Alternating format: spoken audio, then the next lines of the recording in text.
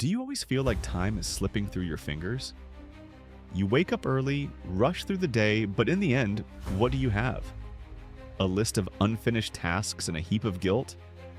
What if I told you that the problem isn't the time? It's what you're doing with it. Come on, have you ever felt this way? It seems like no matter how hard you try, time just disappears. And what do? Beat yourself up? Think you're not productive enough? Put more pressure on yourself. Here's the secret. You don't have a time problem. You have a focus problem. You know that moment when you're trying to focus on work, but your mind starts to take a tour on Instagram, then ends up on YouTube watching a video on how to optimize your focus? That's the real reason time slips away. It's not a lack of it, it's the waste of it.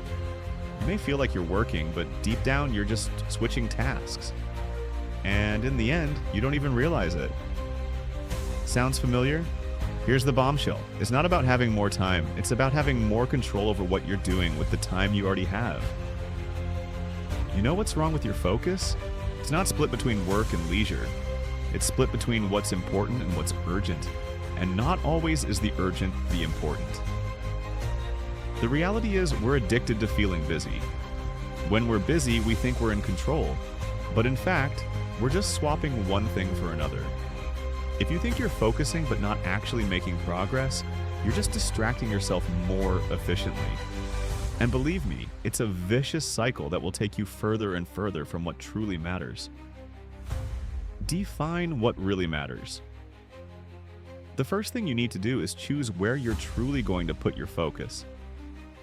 Sometimes the best way to avoid distractions is to clearly decide what you're going to do in your day. Don't come to me with, "I want to be productive." That means nothing. Be specific. I'm going to write X words for my project today, or I'm going to learn this by 5 p.m. And that's it, no exceptions. Turn off the traps. Your phone? Do you control it or does it control you?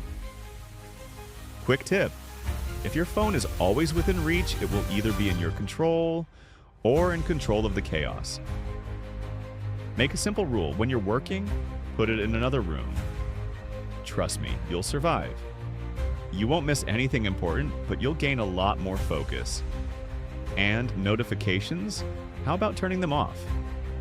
This whole "I can't miss anything" mindset will only make you lose control of what really matters.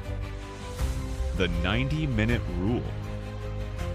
Have you ever tried working intensely for 90 minutes straight? No interruptions. No, "I'll check a meme real quick." Just full focus on one task. After 90 minutes, you're allowed to do something completely different, but only after that, okay? This boosts the quality of your focus and reduces the temptation to get lost in other distractions. The do nothing challenge. Sounds counterintuitive, but if you're short on time and can't seem to focus, maybe you need to unlearn feeling guilty for resting. That's right, when you allow yourself a break without guilt, you come back with much more energy and clarity. And that clarity is what will help you make quick, focused decisions. Stop fooling yourself with empty productivity. Yes, you might think you were super productive by doing 1,000 things at once, but in reality, you're just disguising procrastination. Stop fooling yourself into thinking that being busy means being productive. If the task isn't essential, leave it for later. Don't do things just for the sake of doing them.